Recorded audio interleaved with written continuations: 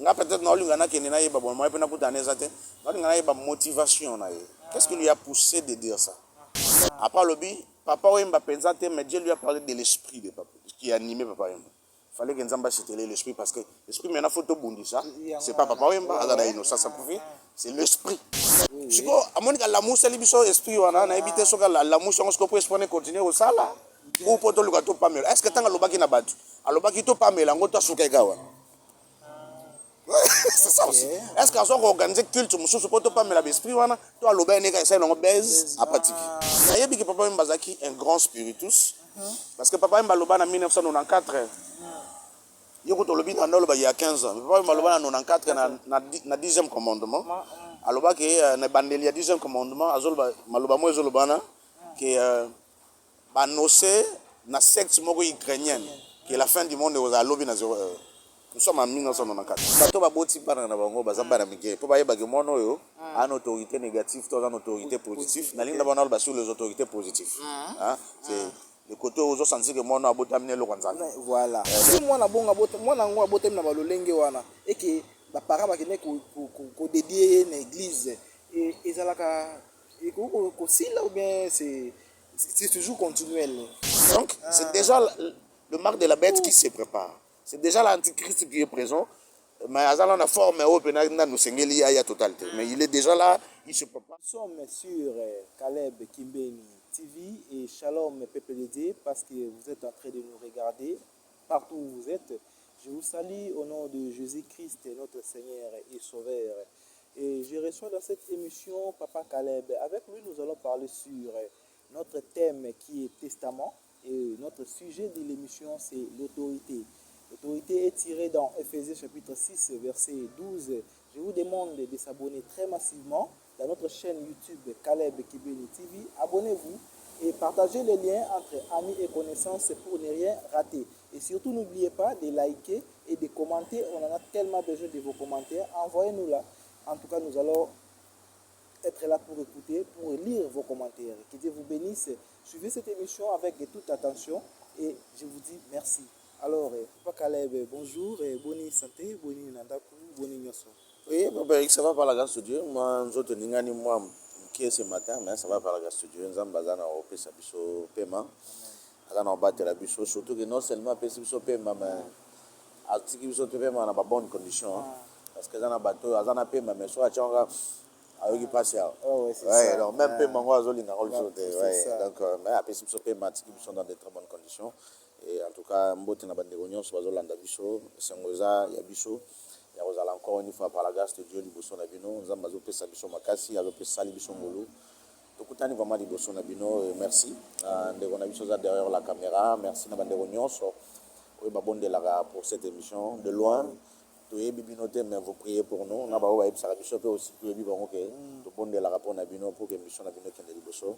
Merci, merci pour Nagnoso, Zambalo, la roi Zanzambé Nabolingo, l'Emmanuel, le Dieu Tout-Puissant, le Créateur du ciel et de la terre, le Dieu incréé, lui qui a créé toutes choses. Lui est bon. Na biso de la créature, tu ne jamais imaginer créature. Au bout de la mokeli, na biso la créature, na biso la créateur, na biso. Voilà, ceux qui te le barrent, Nzambaza Boazabo, Ezara na ba limite na biso, parce qu'il est au-delà même de ça.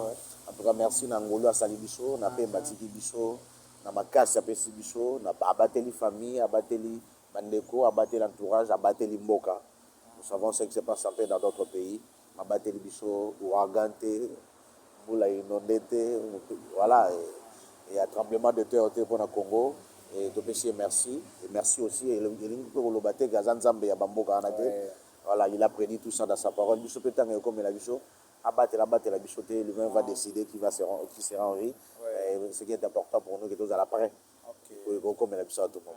En tout cas, que Dieu vous bénisse, c'est tous à l'après, Papa Caleb à Otipoloba, pour que vous comme la bicho à tout moment. Alors, tous d'abord, na vif sujet, na bicho ya émission, et bon, on a Sima, dit qu'on répondre à la mituna, na bino, utindi la bicho, on a nzela ya ba commentaire, na nzela ya ba message.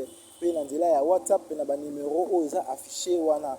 En tout cas bon kasi tokoti na mama na likambo na biso toujours parler sur autorité Papa Caleb autorité sujet ezali yango wana. Alors pour na kokota na mama na question na biso numéro 1 ezali bongo ya thème na biso autorité. Alors papa Caleb, dites-nous un peu hein, qui est en fait une personne au hasard na kati ya prise ya autorité. À cause de la paix en même temps na kati ya prise ya principauté na domination. C'est un peu ça la première question où il faut expliquer ba na Nzambe. Merci beaucoup papa Eric.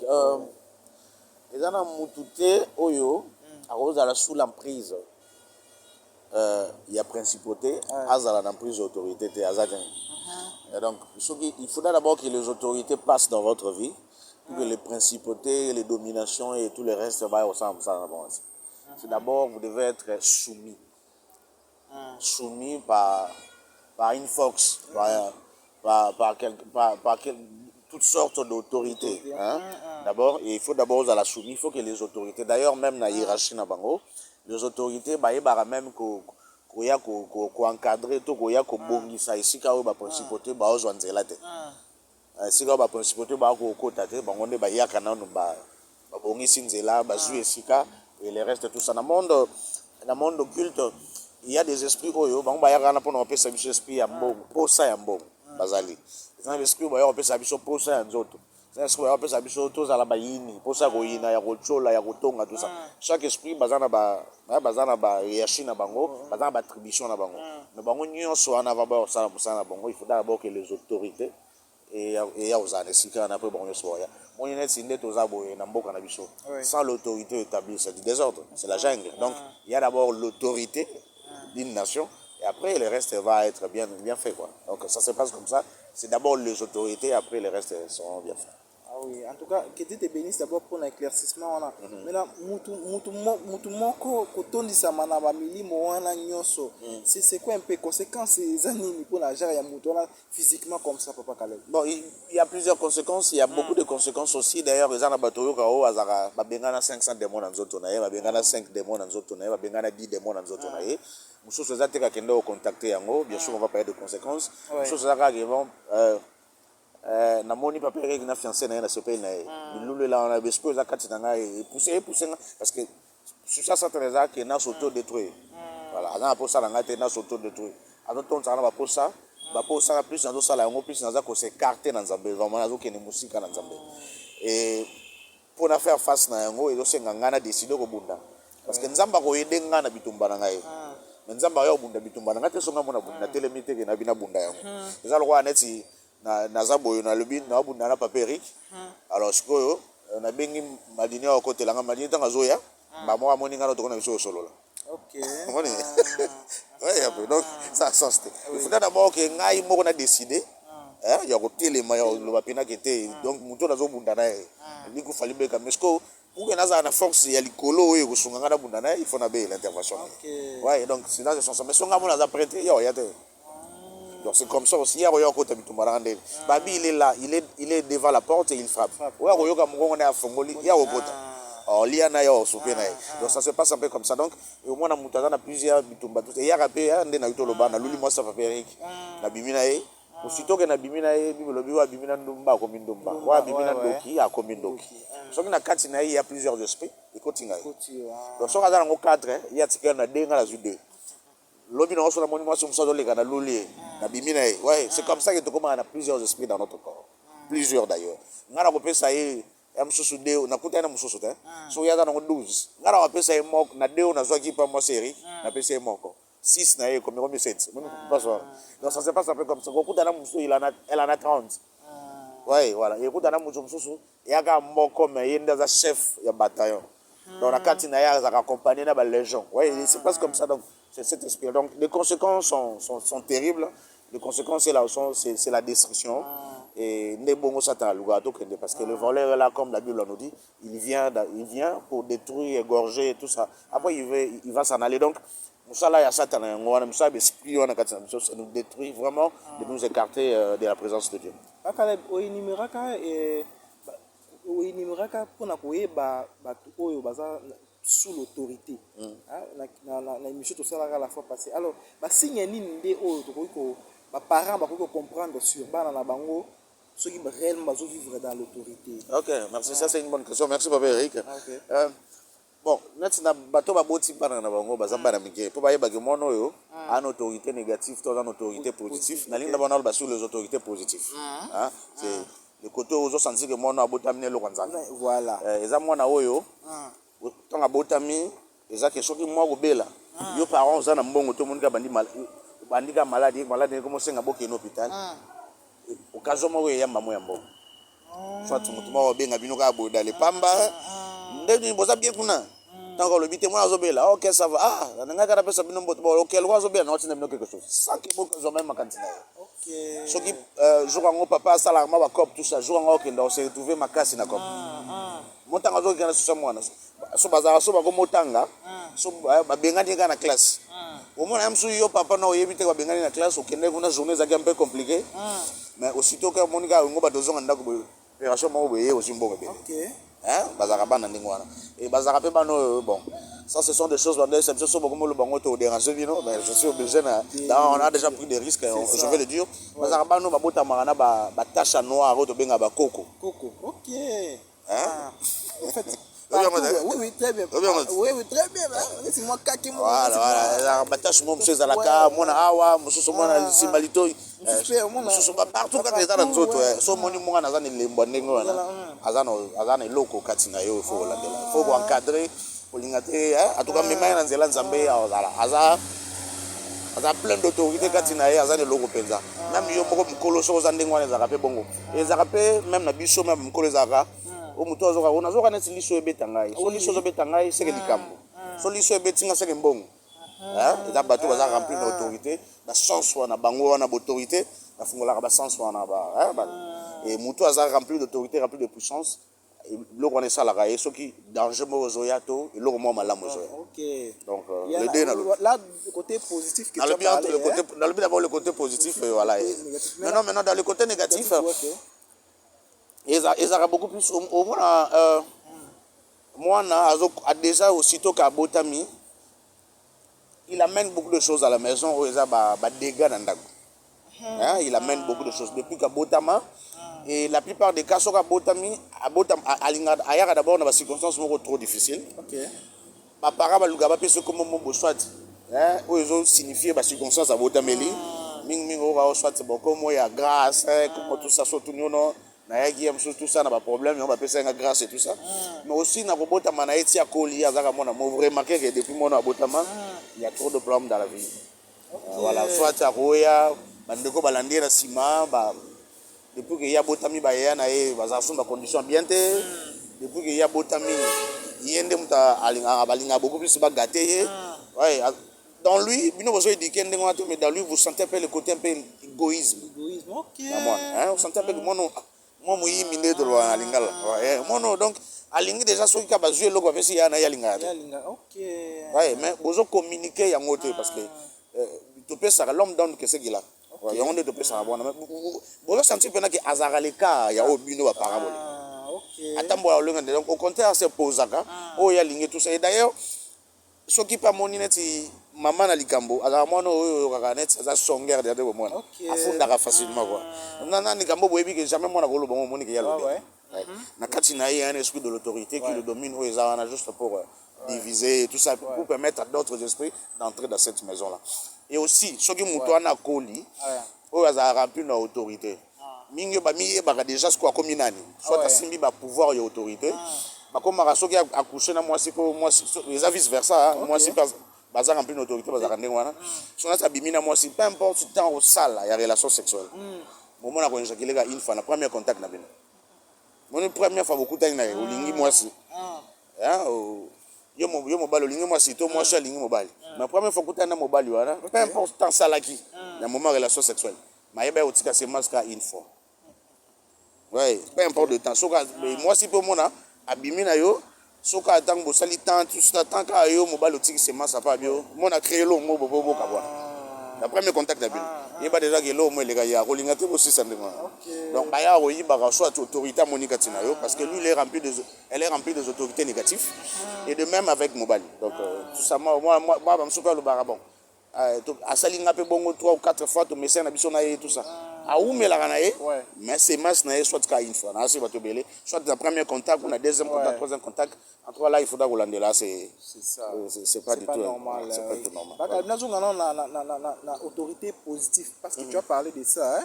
C'est très important, c'est intéressant aussi. Alors, au cité qu'il y a des choses, hein? Des signes, je peux dire. Il y a tâche, tout ça. Et aussi, tu as parlé aussi sur en dehors de ça, il n'y en a pas d'autres héros. Non, il y en a d'autres, mais surtout le bien, moi, aussi, c'est mission. Même moi, c'est aussi, c'est mission, salon, moi, voilà. Donc, si c'est mission, salon, on va pouvoir parler parce que les autorités aussi seront la semaine prochaine. Ok. La question, on va encore répondre. Parce qu'il y a encore des questions à répondre. Ouais. Mais l'autorité négative, comme tu viens de parler là, si moi, et que les parents vont dédier une église, et ça ou bien c'est toujours continuel. Comportement c'est très important tant de beaux mois. Et d'abord, tant moi, na va botama, déjà que ça ensemble c'est ça. Déjà na conception moi na parents balinga déjà au moins na bango balinga zala. C'est comme ça que Nzamba tinda biso na existence. Sans que toi exister à l'obi, faisons l'homme. Azaki d'abord na mutu. Ok, conception. Voilà, hein? Donc déjà pe biso tant que linga to bota moi na to bandaka na conception. Na conception déjà, les parents faut balinga au moins na linga zala. Déjà na conception moi. Et tant moi nazana libomo, déjà il y a des choses que boyebi faut ça là, c'est être beaucoup plus dans la prière, c'est laisser plus notre enfant dans la prière, aussitôt qu'à botami 8e jour après, c'est tout à fait naturel. Les actes coutumes juifs, c'est dans la Bible. Ils devaient le faire. Bokati Ngenga, Sorazamona, Moasi. Et voilà, Sorazamona Mobali, pardon, Bokati Ngenga.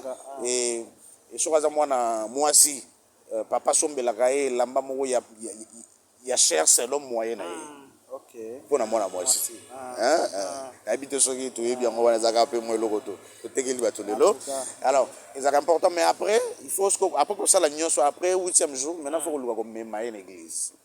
Et à savoir aussi que si vous même bien, vous avez bien, la moine. C'est ça. Comme même quand tu es dédié, des scopes,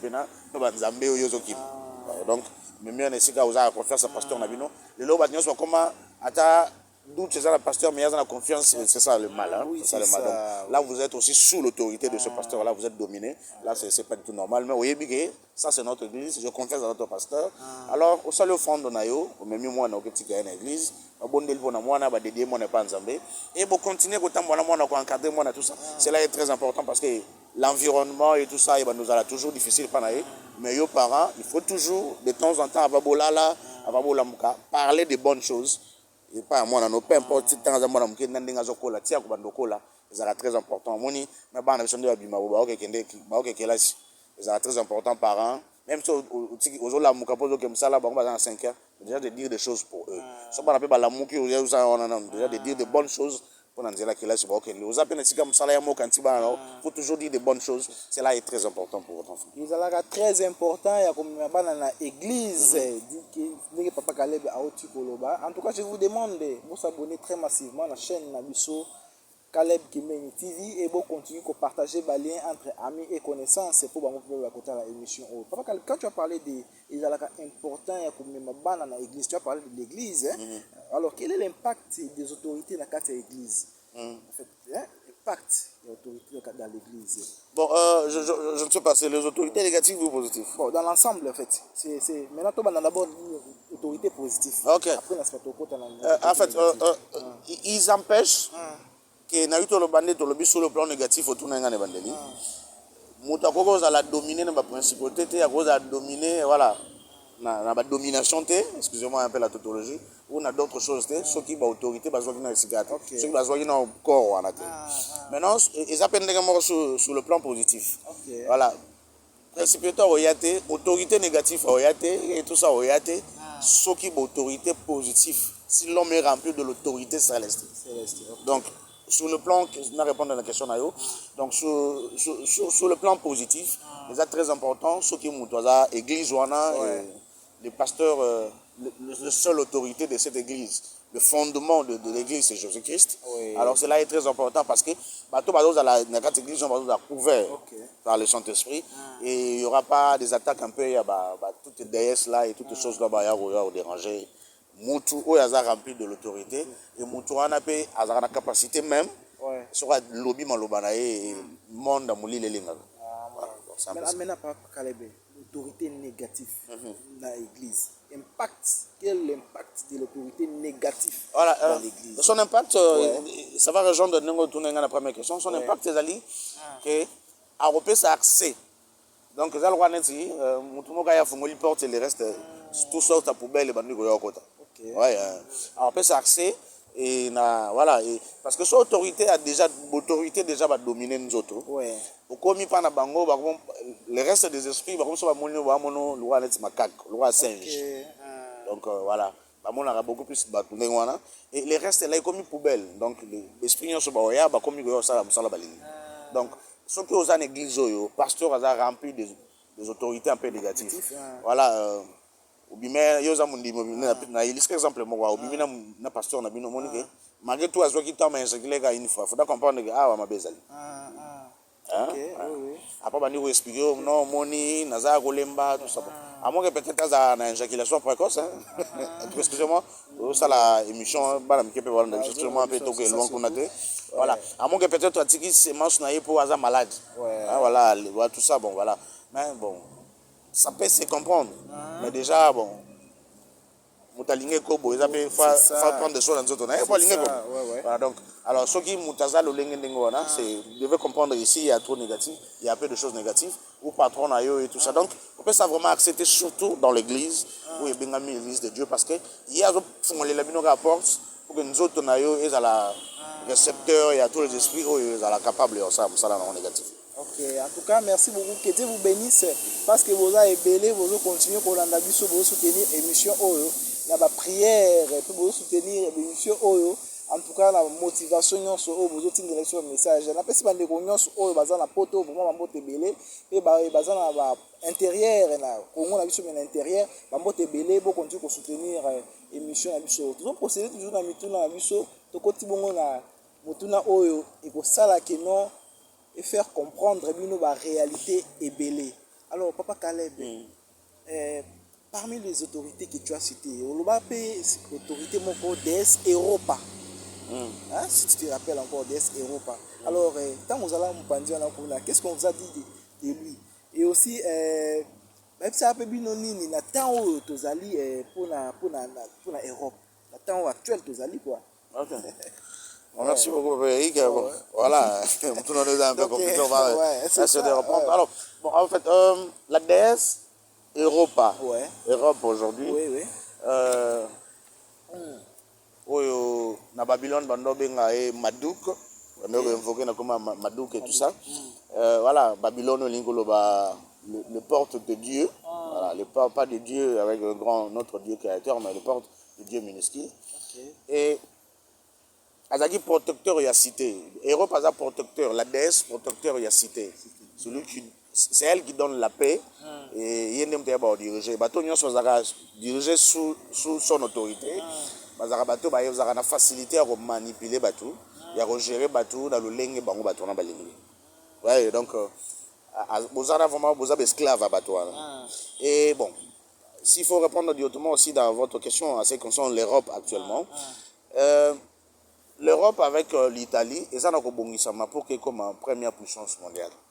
Les dirigeants pour la plupart d'eux sont sous les autorités négatives. La plupart d'eux, ou je dirais même à 99,9%, ou je dirais même à 100%. Excusez-moi parce que je ne sais pas s'il y a une autorité aujourd'hui qui n'est pas dans de loges et tout ça. Voilà, on a évité. En tout cas, sur la gloire à Dieu. Bon, en tout cas, le bagage de la ministre, mais le président, en tout cas, dans un mois d'août, personnellement, là, ça m'engage que moi.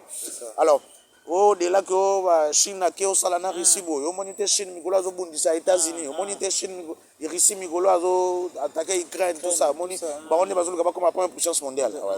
En fait, même Richard Olingati et la Chine, comme la première puissance mondiale. Donc, dans tous les efforts que Richard Ossala, vous pensez que son objectif faisait pour Chine comme la première puissance mondiale.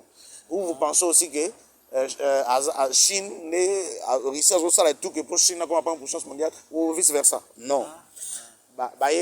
Dans ce moment que nous sommes en train de passer, chaos total. Et après, ils vont dire au monde que bon, voilà, nous ne sommes plus à mesure. personne sur la terre n'est en mesure de diriger le monde. Parce que partout dans le monde, il n'y aura que des catastrophes, que des problèmes. Il n'y aura pas la troisième guerre mondiale, là, il ne faudra pas s'en faire. Mais il y aura des chaos, des problèmes un peu de gauche à droite. Et finalement, les États-Unis vont essayer un peu de... va dominer un peu parce que la finalité, c'est qu'avant l'Europe et la puissance, les États-Unis ont gagné la guerre en Ukraine. Mais tellement qu'il va tout donner. Hein, pour après, ça n'est Russie. Qui va tourner pour. Russie ne peut pas dire mon côté dans l'Union européenne. Alors, on appelle que shit. Et finalement, on en a choisi. Donc, l'Angleterre a dominé par l'Ukraine au Bundi Sita Moulay. Donc, bon, ça en a bon, ce qu'ils sont en train de faire. Ils ont accepté l'arrivée de l'Antichrist. D'ailleurs, il y a des vidéos qui passent que Emmanuel Macron a dit la bête est là et il arrive. D'abord, il est là et il arrive.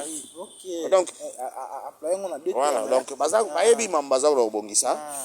et ma promettait sur le trône, ma promettait les 24 vieillards tout autour quand l'Antichrist va venir pour régner sur la terre.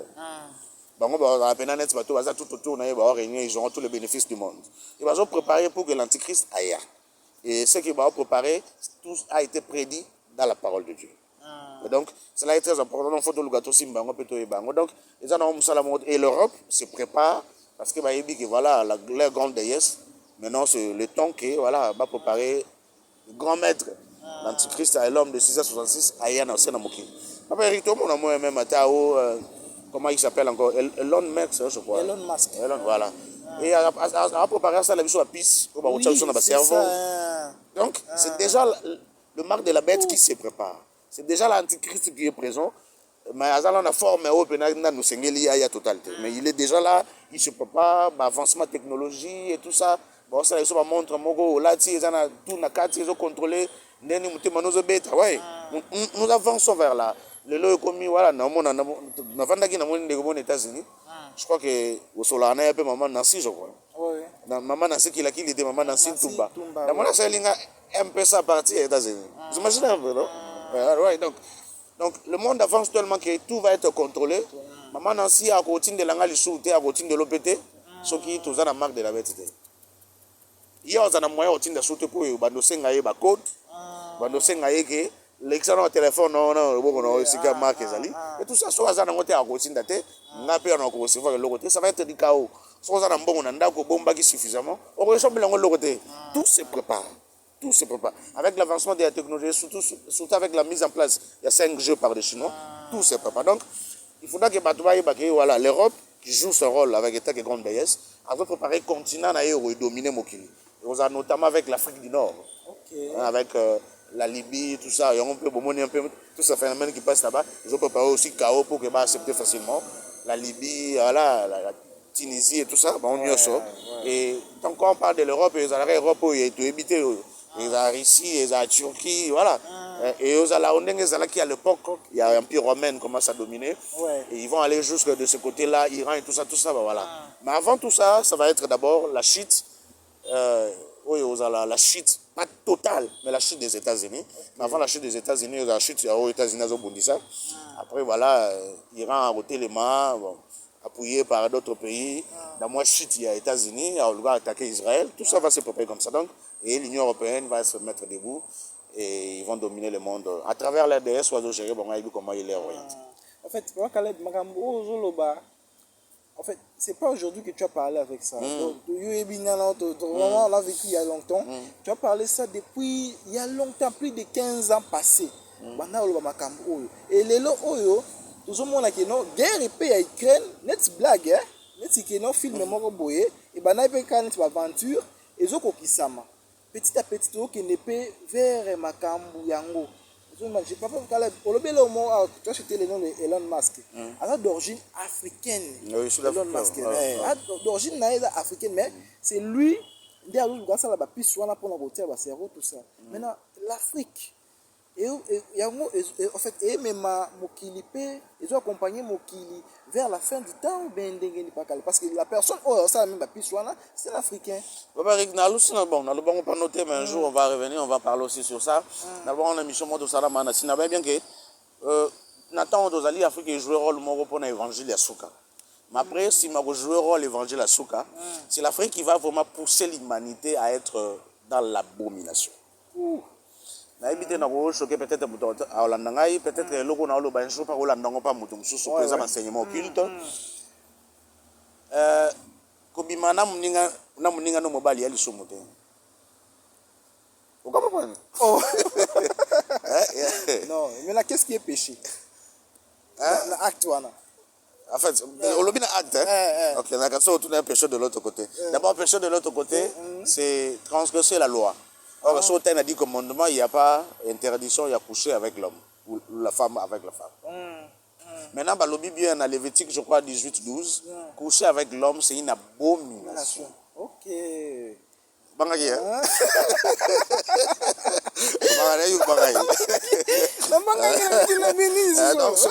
C'est plus que même le péché. C'est plus que même le péché.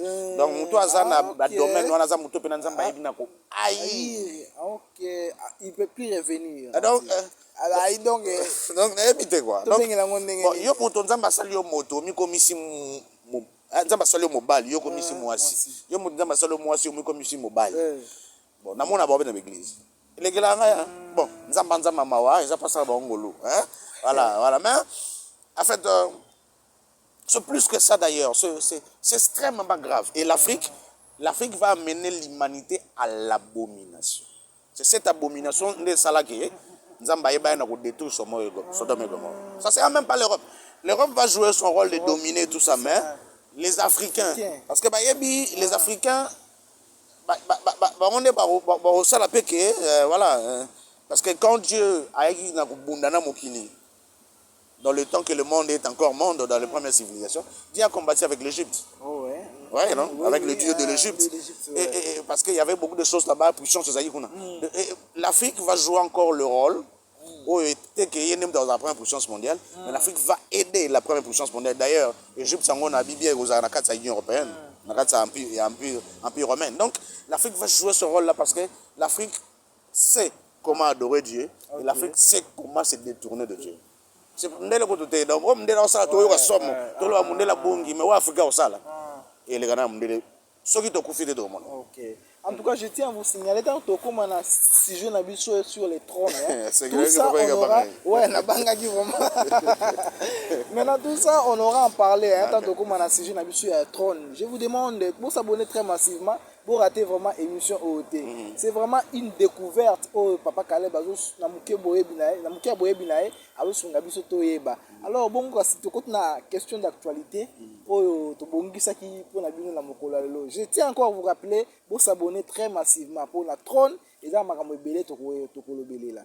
Papa Caleb, il y a le pasteur Marcelo a lobé sur l'esprit à Papa Wembana qui est et alors, il y a un cadre et actualité. Qu'est-ce que tu en dis? Bon, merci beaucoup. Bon, avant que d'abord, les autorités dans l'église, on est pour Sarabi Chopé aussi. Tous ces débats, déjà sur la autorité, l'église va permettre à la baptiser, à bébé, à la baptiser. Donc, on a cité ces églises-là. Mais je sais que, voilà. D'ailleurs, il paraîtrait que chaise quitte il paraîtrait, on a confirmé, il paraîtrait que, selon les enseignements là-bas, il paraîtrait que quitte il y a pape Jean-Paul, tous les papes, ils seront protégés par les 4 puissants autorités. Il paraîtrait, hein, je ne confirme pas. Donc, voilà, il paraîtrait des églises un peu au Bandima. Bien sûr qu'ils prennent des versets bibliques, bien sûr qu'ils disent ça. Je peux un jour aussi venir ici dire des versets bibliques on va s'appuyer en anglais. Notamment dans Actes chapitre 16 verset 15, Actes chapitre 15 verset 33, 1 Corinthiens chapitre 1 verset 16. Bon, l'apôtre Paul a baptisé Kingani na famille a baptisé Oyo na famille. Parce que maintenant on a une interprétation, quand on parle de la famille, on parle aussi des bébés. Ok, la généralisation. Donc il prend un peu de versets comme ça pour dire que on a baptisé Corneille, la famille. La famille, ok. Oui. Donc, famille, est-ce que quand on parle de famille, il y a aussi des bébés. Voilà. Attends que bébé il y avait aussi des bébés. Donc, voilà, il prend le verset, il s'appuie un peu comme ça, voilà, avec la philosophie humaine. Et maintenant, il y a baptisé ce que les catholiques. C'est très important quand tu reviens, voilà, de prendre des décisions, de dire que j'ai été cédé sans ma conscience. Et Seigneur, là, je prends la conscience. Et voilà, j'aimerais vraiment être baptisé à Solo pour que nous s'enrôler dans le royaume, dans la soldat en Christ. Cela est très important. Vraiment pour éclaircir. Ok, merci beaucoup. Merci, papa. Alors, bon, question n'a tourné à pasteur Nabicho. Oui, bon, la question d'actualité, j'aime pas trop, mais quand même, il faudra en parler. Bon, la forme, na faute. Mais na fond, nga peut-être na olingana ke na yeba bon moi pe na kutana ezate na olingana yeba motivation na ye. Qu'est-ce qui lui a poussé de dire ça? Mais son tant on a tali vidéo na yoka lobby, c'est Dieu qui lui a parlé. Après lobby, papa Wemba pensate mais Dieu lui a parlé de l'esprit de papa qui animait papa Wemba. Fallait que Nzamba c'était l'esprit parce que l'esprit maintenant faut to bondi ça. C'est pas papa Wemba azana ino ça pouvait, c'est l'esprit. Parce que l'esprit en est tikali. Oui. Ouais, il faut attaquer l'esprit. L'esprit est égal. Écoutez, et bandi goza coopérer. So que na ba musicien te, le quoi ba musicien ba comment simba qui sipe ba pasteur ba comment simba qui sipe ba musicien et que ce pas pasteur. OK. Ba ngana ba pasteur ba ba qui c'est. Non, ba faux pasteur. Donc il faudra maintenant Nzambe fala yebisa emoni abiso to ya na émission de Obi, tel esprit. Tel esprit. Maintenant on s'attaque pas que esprit na ezaka na nzota ngani. Surtout dans de esprit na ezaka na rappel na nzaba ngani moni que ezaka scandale. Maintenant de l'autre donc moi je m'aimerais que na yebi que papa Mbazaki un grand spiritus. Parce que papa Mbaloba en 1994 yoko lobi na ndolo ba il y a 15 ans. Papa Mbaloba en 94 na 10e commandement. Aloba que na bandeli ya 10e commandement azolba maloba mo ezoloba na que ba nocé na secte moko ukrainienne que la fin du monde aux alobi na 0 nous sommes en 1994. Ouais. So papa Mbazaki boye na nga luka ena tuna ena mission bona mbaye idée wana na yazaki hapo lelo opération ya suka oyo sala antichrist ya guerre ukraine. Parce que anosa mambo e bango nde. Ezaki pandene hein. Donc ça pour pas suffisance que yazaki esprit mukete esprit mune. Ouais, donc ba niveau non ça peut pas succès wana voilà donc là c'est bon mais maintenant il faut s'attaquer à l'esprit. Pour afongole biso ke les esprits wana nde mutu sala kake hein voilà. Yekuta bato esprit wana nde mutu sala yete esprit wana nde mutu sala ke sala yendenge to yebele akutia kufini. Maintenant esprit n'est égalite. Siko amonika la musa libiso esprit wana na ebite soka la musa on se peut esprit continuer au sala ou poto luka to pamela. Est-ce que tanga lobaki na bato alobaki to pamela ngoto asuka gawa. C'est ça aussi. Est-ce qu'on s'organise organiser culte mususu poto pamela esprit wana to aloba neka esa no base à pratiquer. Est-ce que tangele bat comme esprit faut ibaki? Non donc c'est tel esprit et voilà comment il faut le chasser. Parce que Nzambe mutabimela gi. Nzambe ebsega ke donc Nzambe ya posa sa base wana Nzambe. Ouais, non, franchement. Mais, en fait, de l'autre côté aussi, l'esprit qui anime d'autres artistes au Batigal. Ouais. C'est ça. Parce que, bon, en fait, à l'obé, pendant qui question, à l'obé, à ramper, moi, à Zaki arrogant et tout ça. Bon, de l'autre côté aussi, papa, il y en a qui font la polémique. Mais pour ma toute première fois dans ma vie, dans mon pasteur Marcelo, dans mon accueil, dans l'église, dans l'avenue Kalala, dans l'Emba Salon. Kalala, oui, je vois. Et c'est la première fois dans mon ébo, pour la toute première fois, c'était en 2008. Et dans mon agaya roté en église, on a biso ba église biso kana futur to filmer pour les gars. Mais ali mbisanga e, na mon agaya net até ya na mo lolendo. Na bito so change ba na mon net ti lelo za mo muke na bito. Quand on va net mo fier mo ko boye, est-ce que attends on les équipes na fraîche. Nga so ka ça ali bago. Kelelo, le monde pas ko la bito. Franchement, c'est ça. Parce que esprit on a za yango. On a za yanzambe. Je pense. Abaton no ponga chaka ende kana bongo alimisana ngala chaka ende kana bongo zanza motiana son kaza français moko ya lolendo voilà tout ça na yeba kai bona franchement ko na yeba so ba musupe voilà na yeba bongo nga personnellement na yeba et mugolo mususu que je me souviens ton noso na bande wa kana fitu to makala voilà na kana fitu na so na ba za ka bongo pourtant na kenda ki to kenda de beti solo ya za ka bongo yekutu akoza telemia yo za po mona eza pasi alinga ko to posa pembele ça est mieux. Mais quand bon net pega net question ngazala kiti. Amono ba bude ouais, est-ce que président qui bon Zambie dans Molimo Centre. Molimo Centre à Ndengwana. Bon là je ne sais pas maintenant. En fait, ou soit on se rapproche de quelque chose qu'on a, ou soit il a essayé de parler de quelque chose à Yebi mieux. OK. Peut-être. En tout cas sans polémique hein, c'est juste moi ma kantina ngai, on va pour ngai il faut s'attaquer maintenant à l'esprit que lui il a dévoilé. C'est quel est le nom de l'esprit? Comment il faut faire pour nous chasser na bateau batikali bazana na molimo wa. Ole ko lobaka pesili. Lagisi biso tala maladie yango tala lengo bix yango yango. OK. Wana nde to moni ke safa moyo ko lobi maladie yango renye ce que to suka. OK. Ouais, et maintenant yebi aussi. L'autre avec na Sodome et Gomorrhe, non? Ouais. Tout ça na mukilo yo esprit na papa yemba na question dominate. Bon ba l'autre bazal. Ils appellent bateau esprit na jiba ngota. Je sais que Salim Musala na mobu to pe Salim Musala non mais ça le bateau esprit wana. Est-ce que vous avez bonté nzamba yebi go épargner bon monsieur bon donc voilà. C'est ça. En tout cas, il est champion dans ce côté. En tout cas, c'était sans polémique. Quand ne papa Caleb a outil pour le bazaki juste penser naïe pour en faire comprendre biso que non au pasteur Marcelo Alobaki. Alors papa Caleb toujours qu'il déjà na pour chiter na émission na biso. Na présent exemple mo yelingaka. Ouais. Moi neti tamba ne ko enseigner biso de côté babi. Il a na DS mo bengaka m'aider. M'aider. Bon so bengaka à m'aider pour na ko kimisa vrai non na. Voilà. Voilà, mais ce que babi yende mutu asala rage, so ki chrétien zo méditer. Parce que moi on a médité outi na ye m'aider wana. So ki chrétien zo méditer asala réfort que mo pe médecine outi na ye. OK. Et d'ailleurs mutaza symbole na eza oyo mo na formation. OK. Moi ce qu'on est fallait peut-être passer à l'obéla. Autant que comme ce que le nando bagé ce que na kati ya ngani. Ah, oso na lo parce que na otanga ce que na kati ya ngani, na bia za kati ya médecin ngani pour invoquer kai, ça sert à rien. Au cas où on va poursuivre judiciaire. Mais dans le bimba c'est tel esprit, voilà opérable. Maintenant on se référer à mode d'opérateur. Ah tout le monde papa oui. Ça c'était le nom de papa oui. OK. Donc on a vite se comprendre. Très bien à comme mode opérateur. Ah oui oui. Ça c'était son nom. Voilà, c'était l'esprit. Voilà comment il agit, voilà comment il opère, voilà comment ses attributions. Et voilà comment il faut faire pour la chasser. Ça c'est important. OK. Ouais. On a plus qu'un exemple. Sans polémique. Okay. Voilà. En tout cas, papa, question commentaire là tellement belé mais vite timing. Nous autres on a juste deux ou trois. Deux ou trois questions. De Colombie à la pasteur mon internet. Pasteur on a lobby que non ceux qui ont fait la délivrance ou bien au chasser milimo mabenanda kuna yo, il faut qu'on la fenêtre. Si on papa Caleb, est-ce que il est important ceux qui ont fait la prière d'oppression, il y a chassé milimo. C'est important pour font la fenêtre. Bon là je ne sais pas, hein. Là je ne sais pas d'ailleurs. Bon on a évité maintenant qu'il a dit autrement le roi Touni, c'est gazana moi côté ma connaissance parce que balo barapé hein. Muto a tourné raison muto a razo juste le temps à oser la réponse. Okay. Voilà. Voilà peut-être mon ignorance ses alliés c'est tout à fait normal.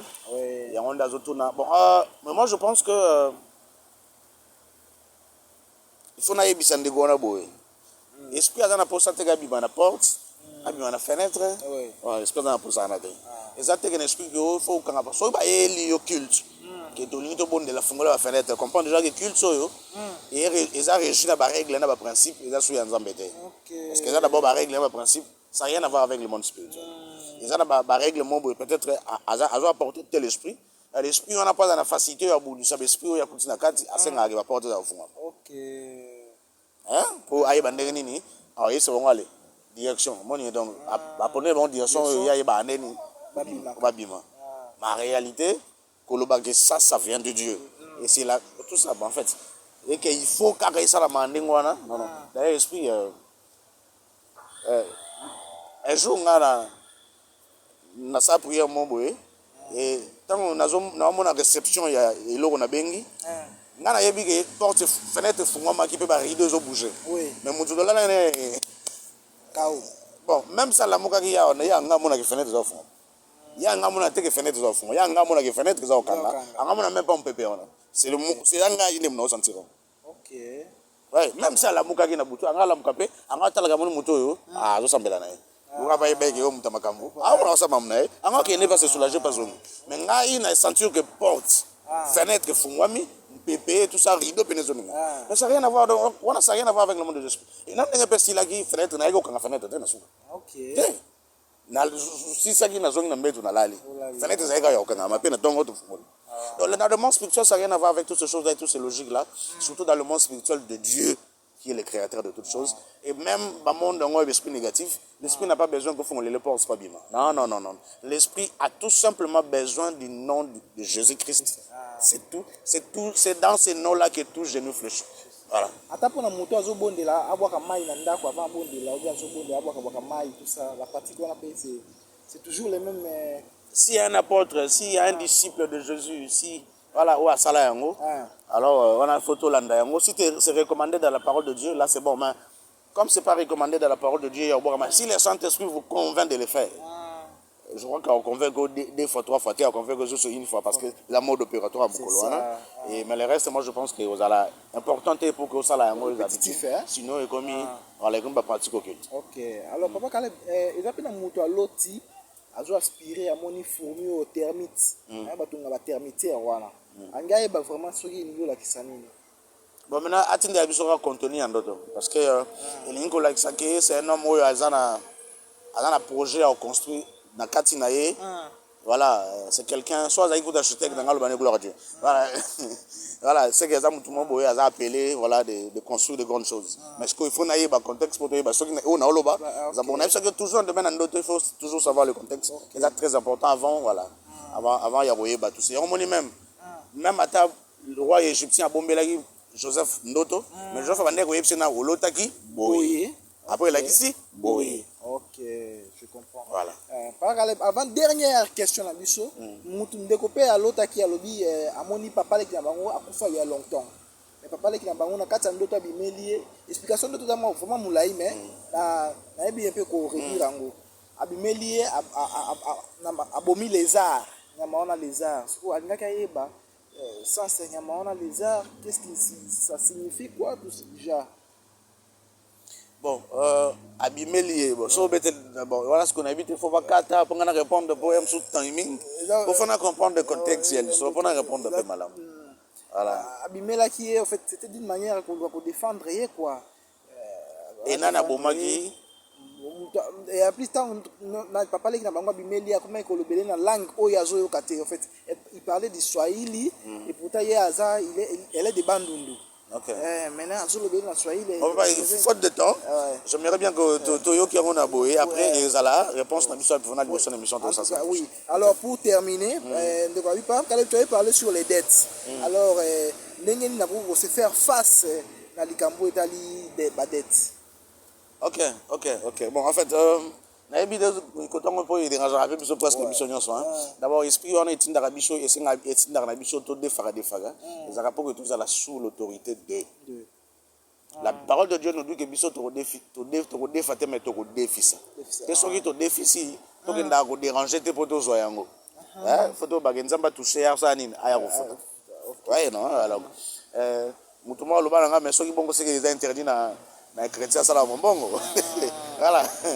Alors soko to sima lo banzambe au moins impossibilité ça yo mo ndo comprendre entendre ni mambo ndoken. Pour to ça il lo bana. Donc je pense que na ko pesa ndeko yango mais eza malamu te ke to defaga et soki to vivre sous banyongo eza penza malamu te mais na lobelo mo na monde occulte bandolo bakeza bango bomba on laisse secret na bango na dévoiler et pour na ko sunga yo osanga ka mbongo te osaka sous contrôle ya et aux esclaves à muto te parce que so défaut esclaves à muto ana sala ka faire so que sombelo wana fa ba foto na mbongo bon ça ka faire so que sombelo soki ba sur retour hein retour ya mukie net na sombelo mo ya 2000 francs bon na mbongo na pesa ki net na pesa ki 3000 ba pesa mbongo retour na yoza 800 francs par exemple to dans sombelo mo 2800 na pesa 3000 200 francs wana o etikali ça la effort zo ngo sika mo boy bomba kango ba 50 ezaka ba 5 centimes ba 1000 te même ba en Europe ezaka ba kuna ba zo même ba pièce ba centime oyo sombi mo centime etikali o zongisi so lingo cha msusu 10 euros c'est que somba yelo ka 1000 euros 1000 euros OK to ya 2000 euros bazong sala yosko 100 euros na retour wana ndo rocha wana osomba yelo mo ya 10000 euros bazong sala yo 100 euros hein ko ndo zo cha 100 euros te zo ba biloko wana bomba ngo banda ko empêcher l'esprit oyo eyebi ezalaka on a bien secret na oteka oyo ezalaka na kati ya muto oyo etindaka biso to defa ko ba dominer ka biso et empêcher bango de venir faire ce qu'ils doivent faire dans notre hein tu vas sala ka bongo et bando sunga yo mais na bolingo pinza nzambe te que moi na nzambe to éviter kande banyo. C'est ça. Futa ngo pende ndo na biso lo Tu vas parler, j'en profite na tout na kaka parce que au lobby.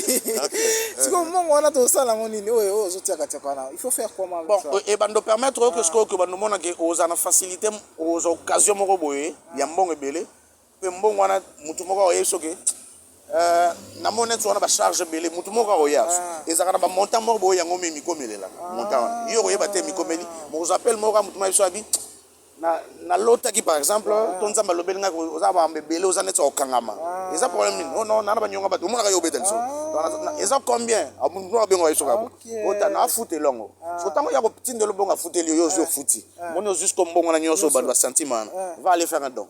Ok. Alors, papa Caleb, et d'après la montée dans le monde, quand on a qui a l'objet, il y a ceux qui moi c'est à côté ou pas. Bon, merci beaucoup, papa Eric. Ouais, ça a une polémique. Ouais, c'est ça. Surtout le monde de ce qu'il est. Bon, je vais dire tout ce que je sais. Et dans le but, c'est apprendre où aller. C'est mon lit discernement en Zambéza, en Abino. Papa Eric, on a kaka. Ne baloba ne bango bato baloba. Que Mukanda na Paul et lobby que la femme se taise dans l'ensemble des saints. Alors ceux qui basou kaka ou ceux qui vérité les absolu. C'est que l'apôtre Paul a eba ya mona ko se contredire. Moi que ça bongo est-ce que ça rende bango. Comme suspendre de l'obligation yango. Mais rapidement pour boss na lebiso ke bando clienté. So kotanga Romains chapitre 16. Rapidement. Ok, Natangi Romains chapitre 16 verset 1 qui dit je vous recommande Phoebe, notre sœur. Notre sœur. Je vous recommande Phoebe. Phoebe aussi. Notre sœur qui est diaconesse de l'église de Sacré. Est-ce que tu as fonction à diaconesse? Parce que oyo mutakomi yango apôtre Paul. Alors dit bien que Phoebe azali diaconesse de la kati église. Diagonesse dans cette église. Parce que vous avez un rôle la diagonesse, vous avez une fonction à diagonesse. Vous avez une fonction. Est-ce qu'elle a appelé à y a cette terre dans l'assemblée? Diagonesse, c'est déjà. Donc, je crois que tu peux demander ma réponse. Mais si on continue dans le verset, il y a aussi Batangi Junus, Azapé Soussou, servante dans l'église. Si on continue, on continue dans le servante. Et Batangi aussi, donc, en fait. Il y a aussi Prisca, non? Oui, l'apôtre Paul a dit merci, tout ça. Bon, en fait, c'est que l'apôtre Paul s'est contredit. Ok, s'est contredit, il était bissondé. Il a interprété Malobanae selon des yeux, selon des oranges, selon culture, on a biso. C'est ça le côté négatif. Je crois que tout qui est une polémique, oui, alors que moi, ça a côté. Non, le moi, ça a côté, était malamuza, bon, matarangomba, boto na mukolo na bini. C'est ça. Boto na vraiment Zambé, entre biso mi balé. Nzambo kitana te saki nzamba pesa bino apesa bino yana mais mutu ezali si l'apôtre Paul va réellement que la femme se taise dans l'assemblée des saints et que ceux qui vont interpréter au bongo c'est que faut bien faire la diagonesse parce que fonction diagonesse ils ont bien été à cette terre. Vraiment on nous signale déjà derrière la caméra que nous sommes arrivés à la fin de notre émission. Alors papa Caleb pesa mutu moko dédicace pour toi aussi là parce que caméra comme dire qu'on signale. Merci le roi za mutu moko c'est que na pesa mutu te na pesa ba ndeko nyonso balanda biso mbote vraiment beau son biso na ko s'abonner voilà to comme dans 77 abonnés sur comme si biso na 100 comme ça déjà nzambe et vraiment yo mutu otala émission na mon émission comme 200 vues maintenant donc yo mutu nyonso otala na biso tema so ko s'abonner pendant yo ça coûte rien ça va nous aider aussi ça va aussi nous encourager à venir continuer à témoigner vos commentaires et votre soutien pour le tournage de cette émission sans demande de moyens. Merci à vous tous. Merci à Papa Eric, merci à Papa Maldini. Voilà. En tout cas, je crois que moi, en tout cas, nous sommes arrivés à la fin de notre émission. Restez branchés pour la prochaine émission sur notre chaîne YouTube Caleb Kimeni TV. Abonnez-vous très massivement et je vous dis bye, au revoir, à la prochaine. Merci, que Dieu vous bénisse.